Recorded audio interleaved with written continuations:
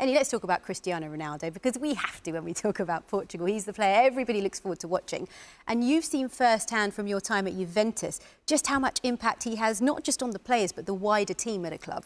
Yeah, from my time at Juventus, Ronaldo literally changed, the sports science, the performance culture. He really has that influence on the entire culture of the team. And I think he's going to come into this tournament hungry off the back of a disappointing season at Juventus, where they've lost for the first time in 9 years to Inter Milan. He's going to want to push the team to retain the European Championship title. It's going to be exciting to see a hungry Ronaldo who's come off the back of a bad club season with Juventus, but just so influential in everything. He's going to be influential in the dressing room. He's a massive player, obviously. And Gary, when you first met the 18-year-old Cristiano Ronaldo, did you think he'd still be playing now? Not really.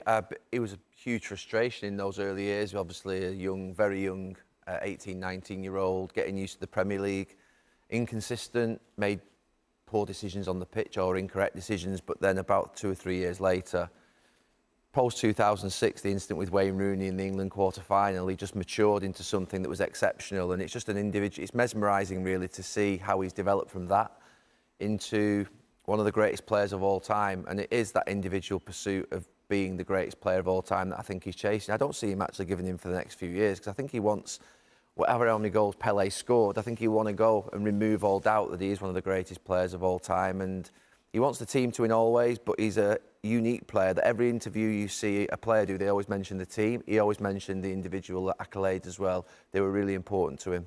And also now, I mean, as you mentioned, Nigel, he has the team around him to give him a lot of support. Ruben Diaz, Bruno Fernandes, just to name a couple of them. But the squad itself is full of talent. Who are you most looking forward to watching today? Of course, we're all looking forward to see Ronaldo, because what Gary said as well, he matured in such a player that he's one of the best in the world, and he's a record seeker. And if he scores again on this tournament, he's the only player who scored in every European tournament. The only player who ever did that in the history. So I'm looking forward to him, but I'm certainly looking forward also to Fernandes, how he translated his good year at United and translated also to the national team, because you have a couple of doubters who saying that Fernandes can only do it at United and not really in the Portuguese team, because Ronaldo is the main guy. So I'm looking forward to those two, and of course to Diaz. Being a City faithful and a City supporter, I'm looking forward to see Diaz in action.